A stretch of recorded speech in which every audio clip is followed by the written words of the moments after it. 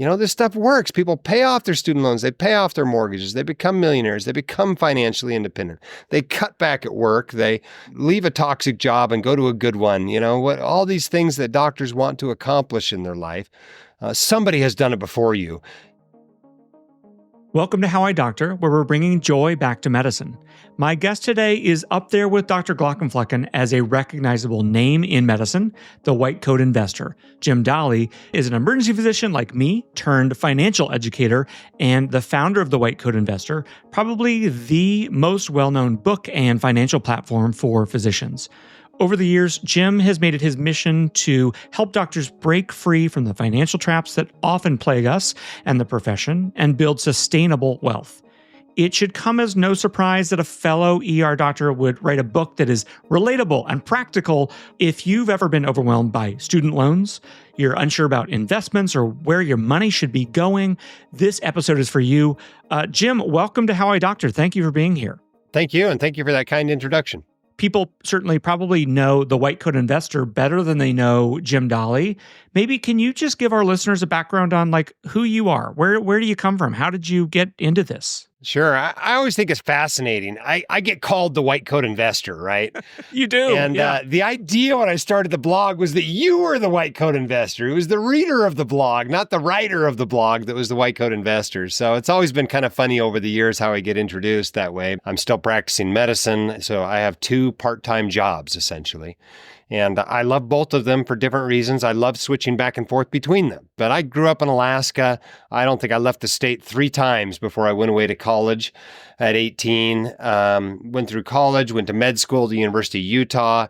And the job that worked out for me ended up being back in Utah. We didn't think we were coming back to Utah, but ended up coming back here. And now we've raised 4 kids here. I just find that work's also a meaningful part of my life. So I still do shifts in the ER and I'm still doing the white coat investor now, 14 years later. Jim, you started the blog in May of 2011. I was in my last year of residency. And then you published the book in 2014.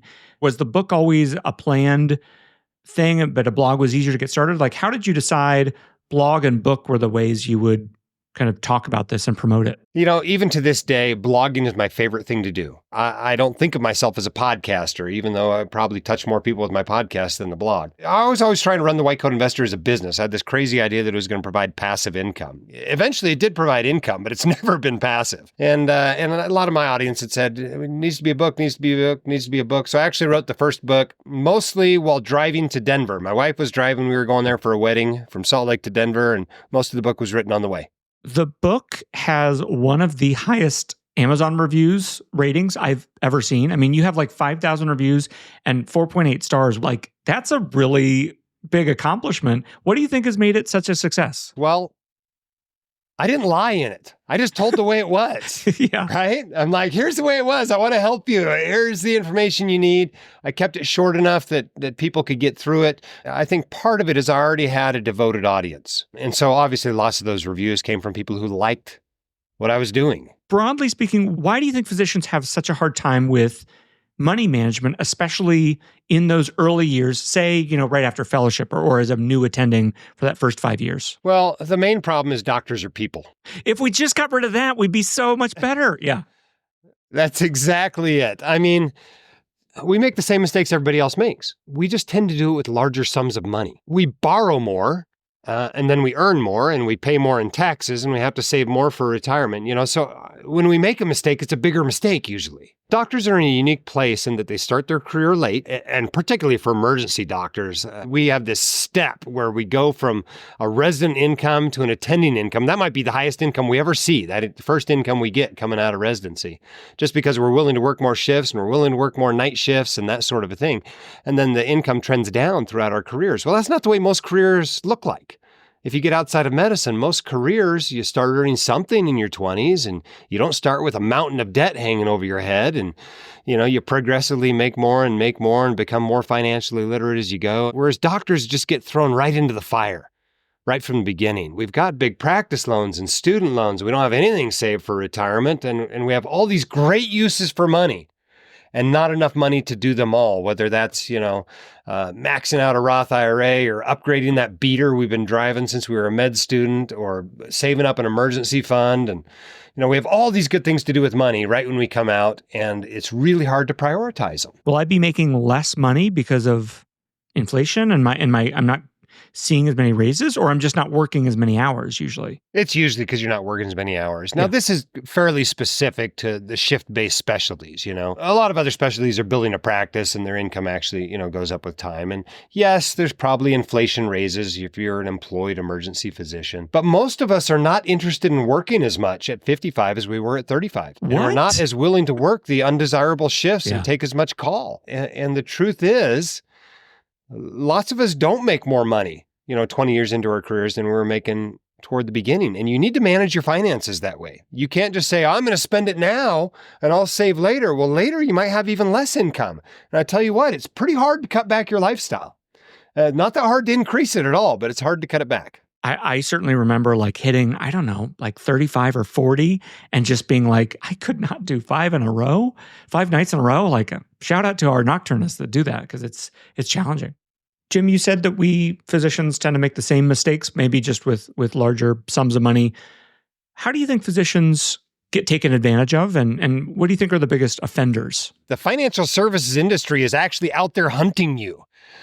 It's Captain Ahab and you are the whale. You are the whale. Yeah. They are coming after you. They actually use this term in the industry, whales, right? We want these high net worth people that we can churn their accounts and generate all these commissions from them. There are actually people out there who, it's not that they don't want you to succeed. They just want to make money off of you. And they're not always, looking out for your best interests. Sometimes they're pretty ignorant, actually. They hold themselves out as a financial advisor, and mostly they're just selling products to you. Sometimes it's a firm that wants to make you scared about getting sued and losing everything, right? And so they sell you these super expensive and complex asset protection plans that involve overseas trusts and family limited LLCs in Wyoming or Alaska or New Hampshire or whatever. And they just take advantage of your fears. And you end up with these weird things in your financial life. Like I was talking with a doc who's on the cusp of retirement, who has 40% of his nest egg in whole life insurance policies because there was no one around to warn him. He actually has a substantial chunk of his nest egg in something that probably should have had 3 times higher returns over the years. Wow. What mistakes do you see new doctors make when they're trying to manage their student loans? It would help if this didn't change every month, right? For many years, I told people, hey, don't borrow more than you have to. And if you have, money going into med school, maybe you ought to use some of that money to pay for med school and invest in yourself. Well, now something like 50% of doctors are in public service loan forgiveness qualifying jobs. The right financial answer, the right mathematical answer for that 50% is not to spend your own money. It's to spend the taxpayer's money and have the taxpayer pay for your med school. And so I actually answer that question differently now than I did 10 years ago. The mistakes people make, they borrow too much. They, spend money they maybe shouldn't be spending. They don't pay attention to it and get a plan in place. They don't figure out early enough if they're going to be going for a job that qualifies for public service loan forgiveness, or if they're going to be, taking a regular job that hopefully pays more, and refinancing their loans and paying them off. Maybe they don't enroll into the right income-driven repayment program. So we actually have a company, studentloanadvice.com, to answer student loan questions, because it's just the management of them has gotten so complicated over the last 5 years. I mean, there's some truisms, right? If you can borrow federal loans instead of private loans, you should do that, right? That's still true. If you can get somebody else to pay back your student loans instead of you, you probably ought to let them do it. That's going to be a truism. Pretty much every doc coming out of med school needs to be enrolling in an income-driven repayment program and not going into deferment or forbearance. That is almost always a mistake. And if you're paying your student loans back yourself, you're sure you're not going for a forgiveness program, you can go ahead and refinance your student loans and have more of your payments going toward principal instead of interest. All those things are still true. Yeah. And Jim, just for our medical student listeners, deferment or forbearance would be you finish medical school, you start residency, but you have decided to not start paying back your loans because you're a resident and you're not making much income. And you're saying that you should not do that generally. Yeah, it's a terrible idea. Terrible idea. I mean, you can basically do that anyway. All you do is you file a tax return your last year that says you have zero income. Now your income-driven repayment program, whichever one it is that's still available, your income's zero, your payments are zero, and those $0 payments count toward public service loan forgiveness. These people that go into deferment, they come out of residency 5 years later, they're halfway done to public service loan forgiveness, and they have no payments because they went into deferment. I mean, it's a tragedy. It costs hundreds of thousands of dollars to doctors to make this mistake. Do you get a sense that the medical schools are giving this relatively accurate general idea of how they should be managing their student loans when they become a resident? The answer is almost universally no.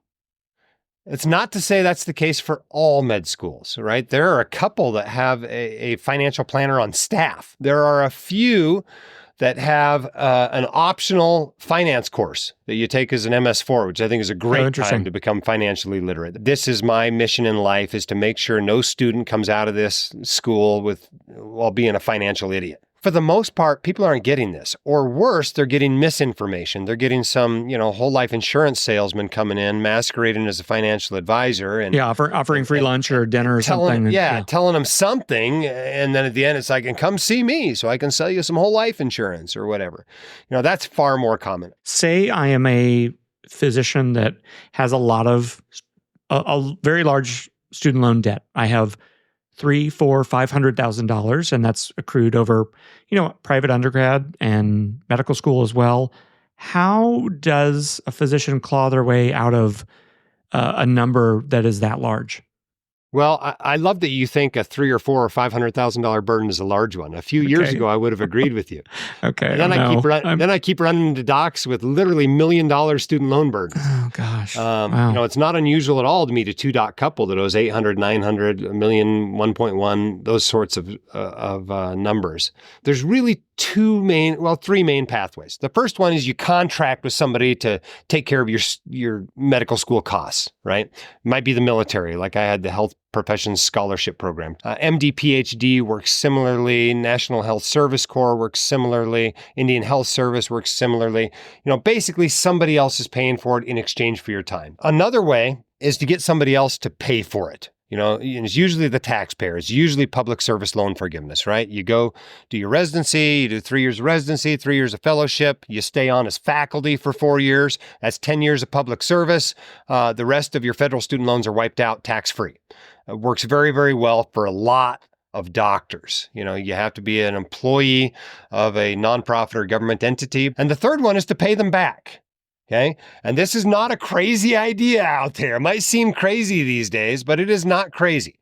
And the way I tell people to do it is with 4 words. And you've heard these before. The words are live like a resident. So the idea is you come out, you're making attending money, whether that's $250,000 or $400,000 or $800,000, and you still live a lifestyle, something similar to what you were living as a resident. Maybe instead of spending, $60,000, maybe you're spending $80,000, maybe you're spending $100,000. Fine. You're spending $100,000, you're making $400,000. Maybe $100,000 is going toward taxes, right? So $400,000 minus $100,000, you got $200,000 left to do something with.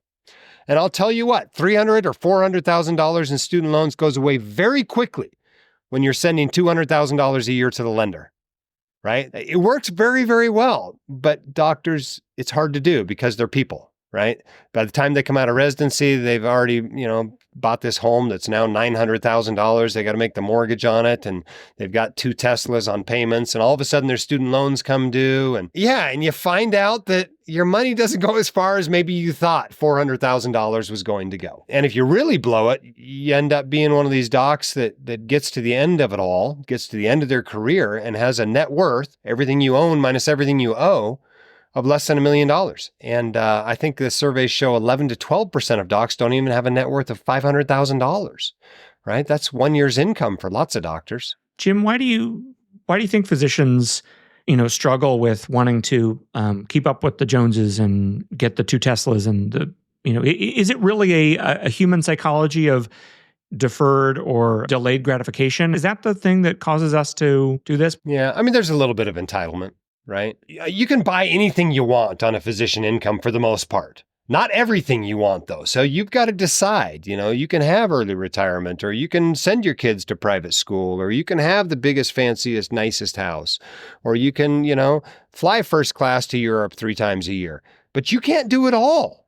You've got to decide which of those things is most important to you. I'm not surprised to see doctors struggle to build wealth, but I think a great part of it is there's just no intentionality. No one ever taught them how to, number one. And number two, it doesn't take that much effort, but they're not putting in the effort required to do it.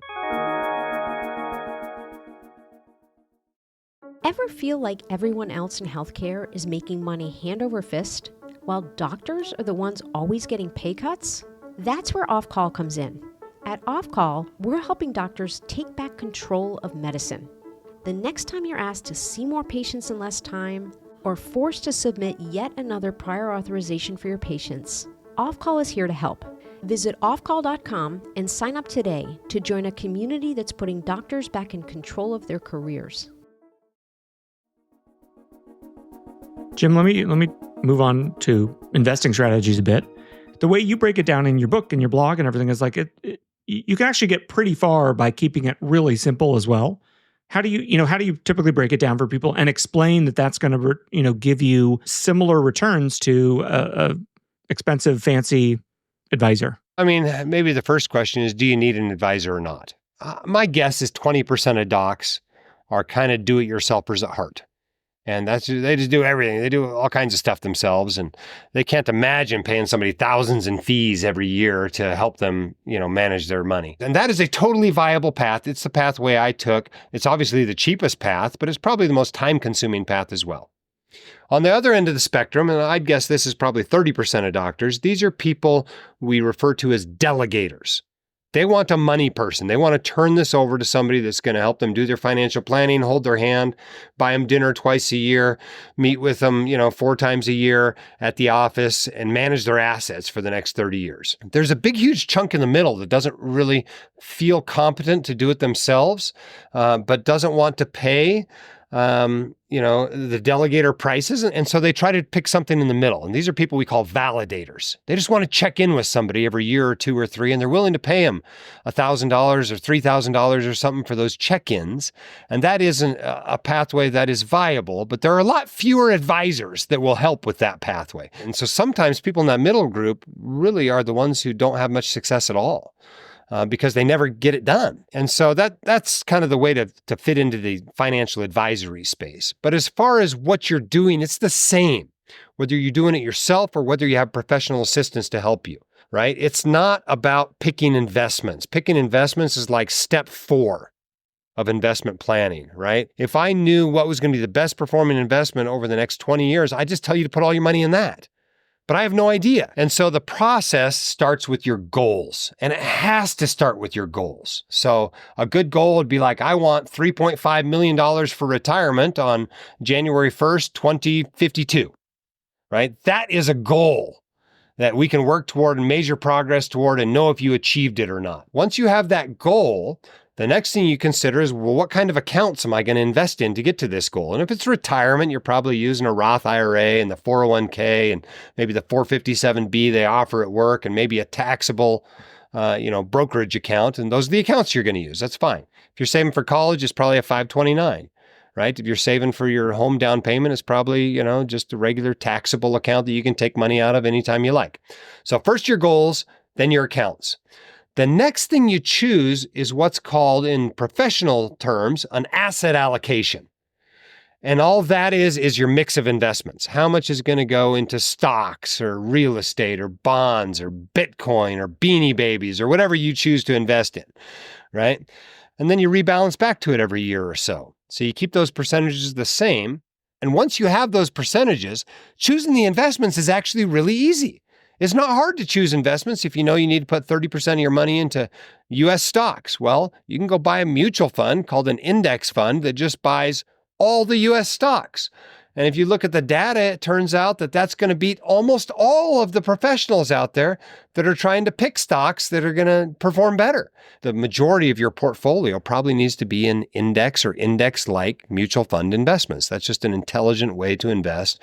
That's the way smart millionaires that have been doing this for decades do it. It's interesting, Jim, because we spend a lot of time coming up with really well thought out plans for our patients. So we have the ability to do this and be thoughtful, but we don't tend to do it, I think, in finance nearly as well, obviously. I wonder if there's some human psychology or some physician psychology around not wanting to admit that we don't know something, that's maybe part of it. People do become do-it-yourselfers. Some people start out as validators and become do-it-yourselfers. And what they tell me, the people who've done this successfully, is that their confidence lagged their knowledge by about a year. Wow. That they paid the advisor for one more year because they just weren't sure, And so I think that happens a lot. Jim, do you typically have a pathway where you recommend if somebody has, additional income, they've set up their emergency fund, they're paying down their student loans. Is there a pathway that you'll use, either that you've written out or even just is in your head? You're asking one of the most complex questions in personal finance, right? Which is debt versus investing, really. And the answer is not the same for everybody. It comes down to your tolerance of debt. Some people are very anti-debt, and getting rid of their student loans as soon as possible, even if they invest nothing, is really important to them. It's a weight that sits on their shoulders. It's an emotional thing. Yeah. And other people are like, my loans are 3%. I'm gonna hold on to them and invest. And I think I can probably out invest 3%. I mean, right now I can put it in a money market and guaranteed make more than 3%. And there's benefit to doing that, to dictating what people should do, because it makes for a very simple plan that people can follow very easily. But it involves lying to them that this is the best way to do it. I have a problem doing that, because there is a best way for them, but that way might not be the same as it is for their partner. So I really think you do need to go step by step. I think in general, people want to be done with their student loans by about 5 years out of training. So you need a plan that's going to allow you to do that, right? And that might be putting, $8,000 a month toward your student loans for the first 3 years. And once you have that plan, set it aside and look at your mortgage plan. Well, when do you want to be mortgage free? I'm like, well, maybe you don't care that much about it. Maybe you're like, about the time I retire. That's probably 20 or 30 years away. So we can kind of go on the slow track with the mortgage. So let's invest everything extra we can carve out of the budget. And I recommend people put 20% of their gross income toward retirement every year. I think that's really kind of the minimum for docs that want to retire after a full career to maintain the same lifestyle in retirement that they had before retirement. Can you share some success stories of people from your community who feel like they've achieved financial independence, or they paid down that student loan debt? Are there things that make you really particularly proud that you were able to help this person? Yeah, we do a podcast we call the Milestones to Millionaire podcast. It drops every Monday. Our regular podcast drops on Thursdays. And literally every one of them is somebody celebrating a financial milestone. Now, some of them are kind of silly milestones, like somebody came on recently and we celebrated that they were able to pay cash for a car.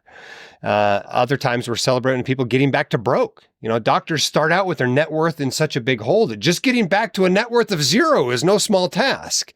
This stuff works. People pay off their student loans. They pay off their mortgages. They become millionaires. They become financially independent. They cut back at work. They, leave a toxic job and go to a good one. All these things that doctors want to accomplish in their life.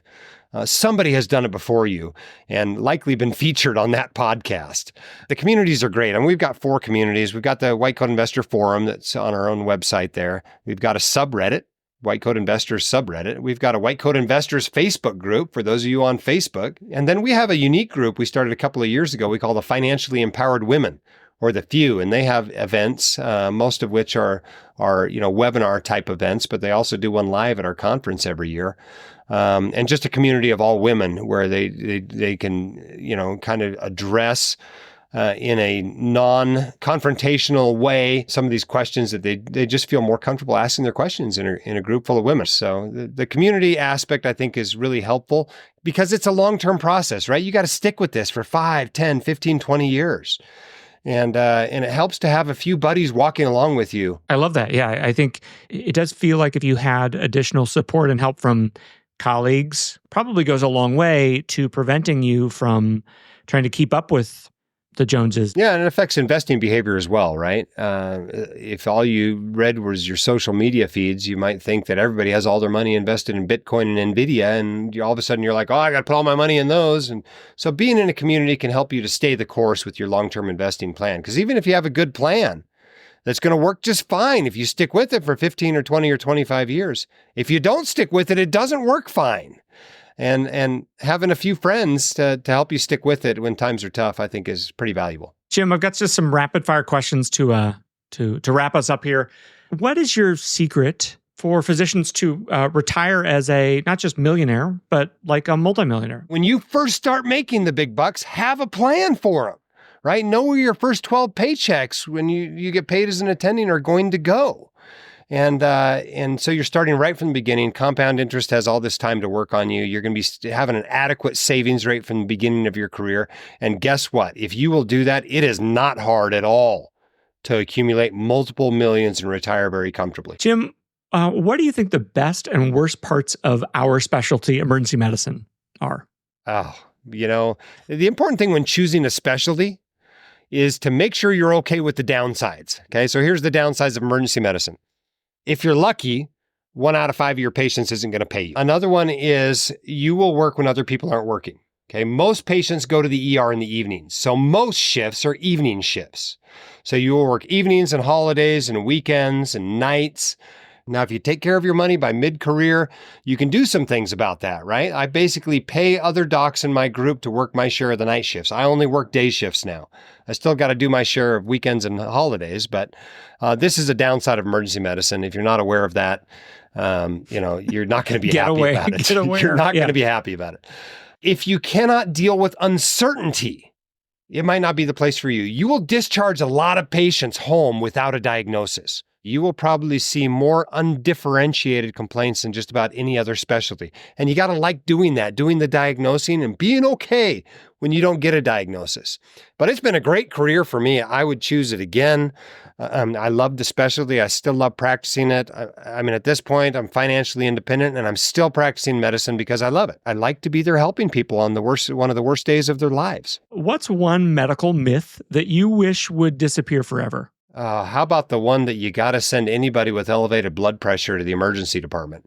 Can we do that one? Let's do that my one. Goodness. I will. I'll second you on that. If people only knew what we were doing in the emergency department for them, maybe we're writing a prescription for hydrochlorothiazide before we send them back to the primary doc. But there's a good chance we're just sending them back to the primary doc. Well, Jim Dahle, thank you so much for joining me today. This was really fantastic. Jim, where is the best place for people to find everything that you do with White Coat Investor and otherwise? WhiteCoatInvestor.com is the hub for everything, whether you're interested in our courses or books or coming to our conference or going to the podcast or the YouTube channel or social media. You can find it all at WhiteCoatInvestor.com. Jim, thank you again. It's a real honor to get to meet you and talk with you. Really appreciate it. Thanks for having me on. Thanks for joining me today. For insights into how doctors can better manage their money, head to offcall.com/podcast. Make an account on Offcall to confidentially share your details about your work and sign up for our newsletter where you can hear more about the latest trends we're seeing in physician pay. You can find How I Doctor on Apple, Spotify, or wherever you listen to podcasts. We'll have new episodes weekly. This has been and continues to be Dr. Graham Walker. Stay well, stay inspired, and practice with purpose.